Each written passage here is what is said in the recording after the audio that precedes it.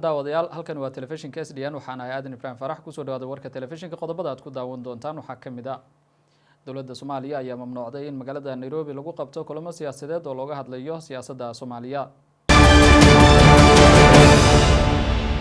midowga Yurub iyo dowladda Talyaaniga ayaa maamulka gobolka Banaadir ku wareejiyay agab loogu talagalay gurmadka degdega ah. dowladda Soomaaliya ayaa xareysay gudiyada doorashooyinka ee dowlad goboleedyada Galmudug, Hirshabeelle iyo Koonfur Galbeed. dowladda Greece ayaa ku eedeysay dalka Turkiga in Soomaalida uu fududeynayo sidii ay dalkaasi Greece ku gaari lahaayeen. maamulka gobolka Banaadirna waxa uu ka digay in amniga Muqdisho wax loo dhimay iyadoo xaaladda siyaasadeed ee dalka ay gashay xilli doorasho.